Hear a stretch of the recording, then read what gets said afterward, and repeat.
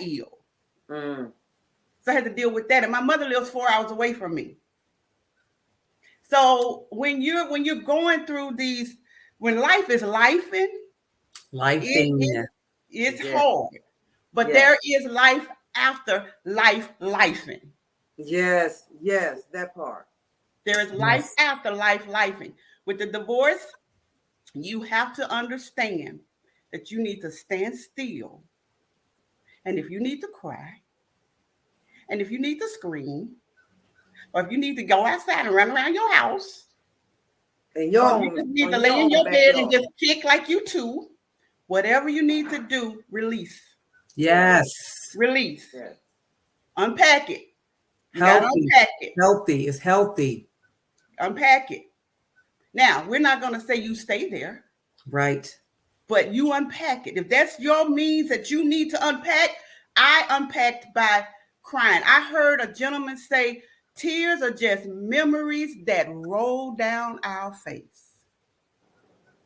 So if your tears, your memories come into your head and they make you cry. Unpack. But at some point, once you start unpacking, and your unpacking process may take longer than the next lady's unpacking process. Ladies, do not let these people talk about, y'all been separated, y'all been divorced for 2 years. You ain't over there. You tell her, you look her square in her face and say, no, I'm not. And thank you. Yes. Because your process is maybe different than the next woman's process. Do not let people put a time limit on your healing. That's right. That's right. Now, if you see you've gotten to a place, I did this. I got to a place to where I was running around like a dog chasing its tail. What do I mean by that? I mean that I was just going in circles in my life. I was going in these vicious little circles and cycles where one day I'm good, the next day I'm not. One day I'm like, I'm so glad that gone. And then the next day I'm crying like, why he not here? You know, it was just, I was running around like a little dog with my chasing my tail. And when you get to that point, to where you see you can't move forward on your own, or you're not processing through in a healthy way, then you may want to consider a counselor, a coach, therapist.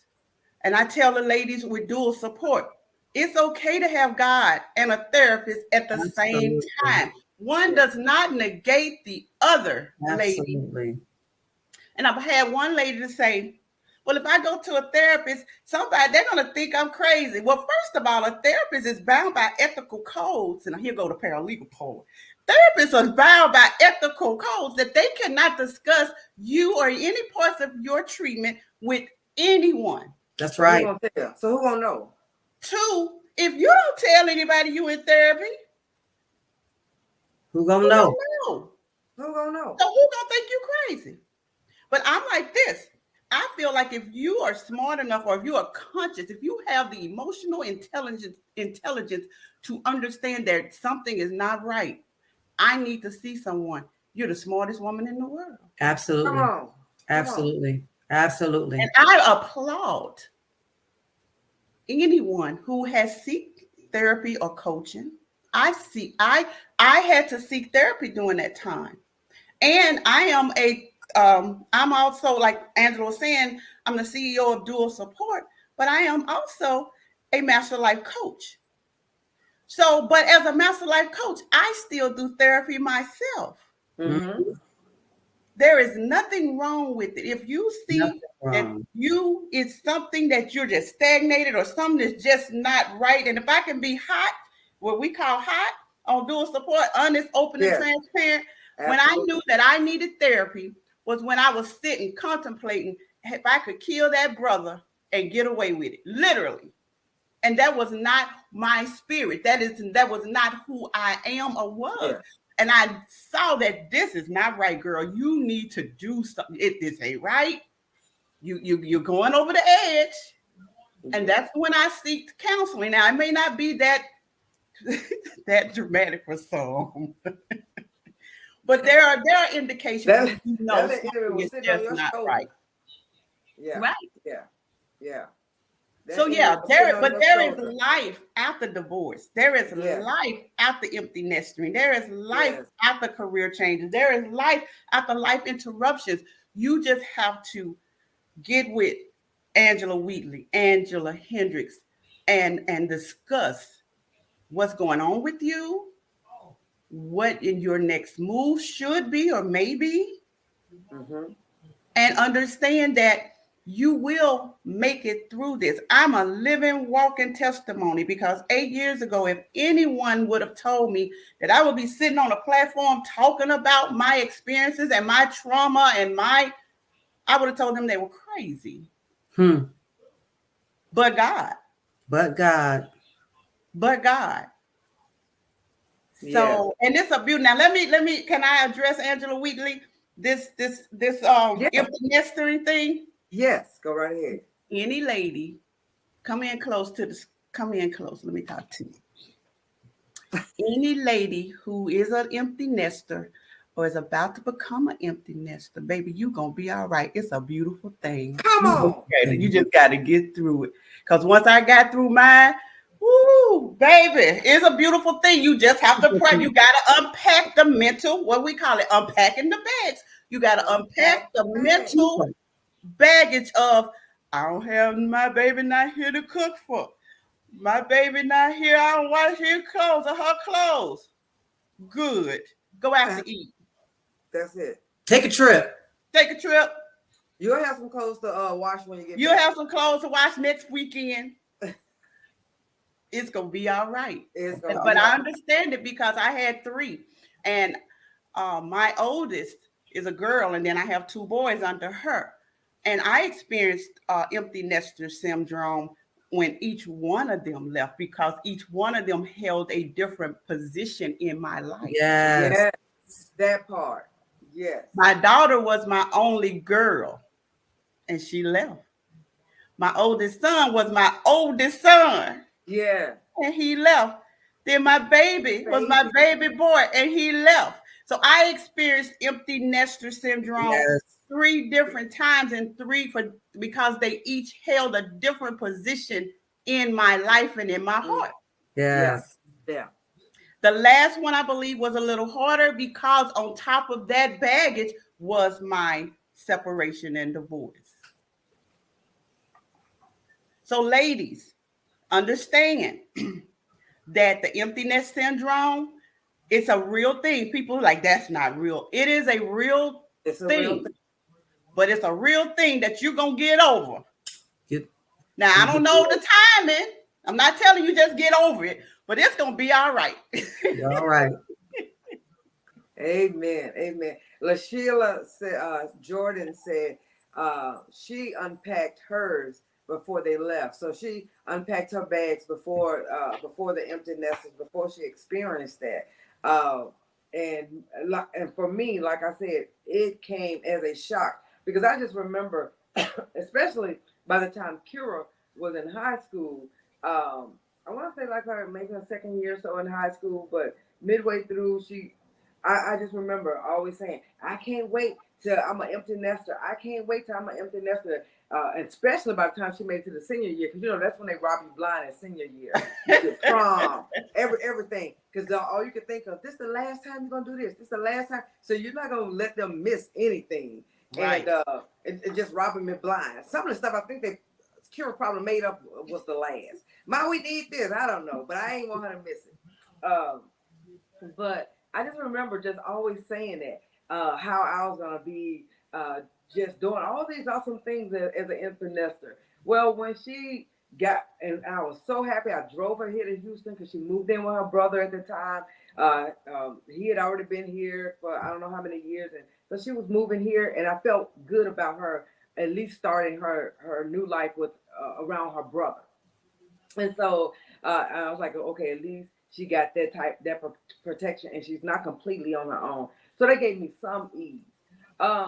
And the next thing you know, I drove back home. I enjoyed that entire weekend. Like, okay, I'm an empty nester. Then after that, it just went down. Like all these feelings, and I'm like, what is this? Like all of a sudden, I don't know what to do. I'm not going anywhere. Like, because a lot of the things that I did was either with her, and at the time my niece too. My niece was really close. They all went separate ways. So everything I did was with my daughter, my niece, and or for with them or for them. Mm-hmm. And I no longer have that anymore. They don't need me to do anything for them anymore. They're What? not here for us to do anything together anymore. So now I'm like, what, that what's that independent, like Beyonce independent, like independent. Where was my independence then? It just went off. Yeah, I'm an independent woman. Where was it now? I don't want to go to the restaurant by myself. I don't want to do nothing because I didn't realize. Okay, you wasn't on an island by yourself. You'll find those things out really, really quickly. How empty nesting can really hit you before, when your whole life was around your children or your family, and now that family is grown up. That family is going in a different direction. So, hey, Kathy Mac, Kathy Mac, good to see you. May I say this? May I say something? Yes. So, my ex-husband and I, going into my son's senior year, we had made all these plans of everything we were going to do. Some of the things we were going to do once we got him in college. Mm-hmm. Mm. Mm-hmm. When we come back, we all grown on here. When we come back from dropping him off at college, we just go take all our clothes off and get butt naked at the door, and we just go do stuff all over the house. We grown. We married. We're married, so we can say that. We do that. We're gonna go here. We're gonna travel there. Mm-hmm. We're gonna do this, Mm-hmm. and these are all the plans that we made once he graduated from high school and we got him off to college. And you have to understand, for me, coming back here to that house, because he was supposed to go with me to take my son to college. I ended up having to go by myself and do it, fly him out there, because we were going to drive and enjoy the scenery and drive. And we had gone up to the school for a school visit. So we said we'll just drive up there and take him to college and go shopping once we get up there, because we don't want to take all that stuff and, so far away. I'm in Louisiana. We were going to drive to Missouri. It didn't work like that. So I had to get 2 airplane tickets. My son and I flew to Missouri, like I said, rented a car, went shopping. Now, you got to understand that during this whole process, I'm remembering all of this. Yes. Yes. Yes. I'm remembering all of this. All the plans. All the plans. Mm-hmm. I'm remembering all of this. So when I had to buy those airline tickets, I'm mad. So this is not, I'm typing in on the Southwest. This is not what I was supposed to be doing. Right? That's true. It's like, and I'm not laughing at that situation, but now, because we discover life after this, we can laugh at some of the things that we experience. Right. But if you're going through this at the moment, I understand it is not a laughing matter. Now it's a laughing matter. Yeah. But then I was serious. I was crying and buying airline tickets. I'm like, I'm not supposed to be buying no airline tickets. He's supposed to be, and we won't be packing the car.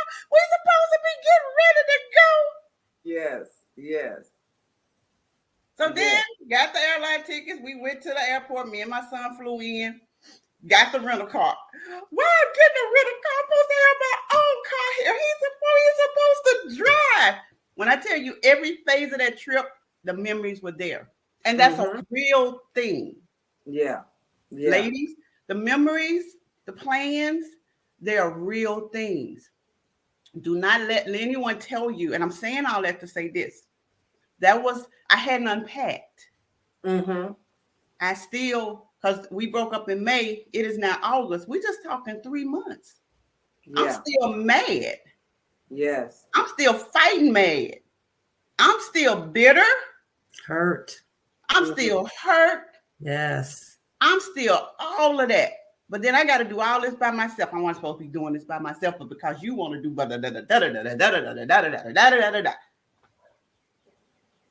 I got to do all this. Real feelings. Real feelings. Your feelings, ladies, matter. And one of the things that people tend to say, I think someone said it much earlier in the conversation, that people are so quick to say, to get over it. And that's one thing that's so annoying. Years is so annoying to me, that people expect for any situation, but people have gotten assaulted or people, are when they lose somebody, even you still you still mourning over that, you still dealing with. Get over. You should have gotten over that by now. No, you don't get over things. You may work through them, but the memory is still there.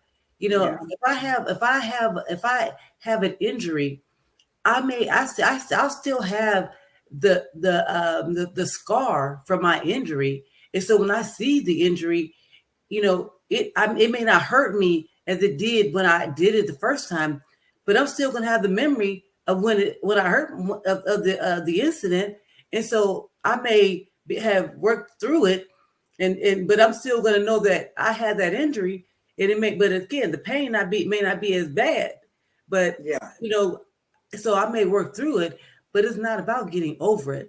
And so I always want to make people, encourage people to say, it's not a matter of getting over it. You may work through it. You may, and it may take time to work through it.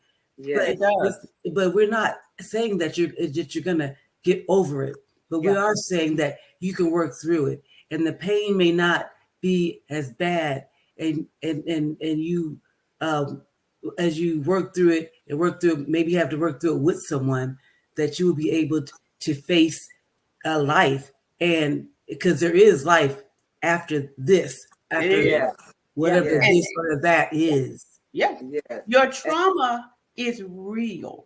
Exactly. Don't let anyone invalidate your feelings, your trauma, your process. Yes. I mean, ladies, y'all talking today. Let me do not, because first of all, if you haven't gone through anything remote like I've gone through, you can't tell me nothing. Yeah. I'm not going to say you can't pray for me, but when you come to me, I understand how you feel, but you've been married to the same man for 30 years, you don't understand how I feel. You don't. Now you can say, I can only imagine how you feel, and you can pray for me, but you can't say if you haven't gone through.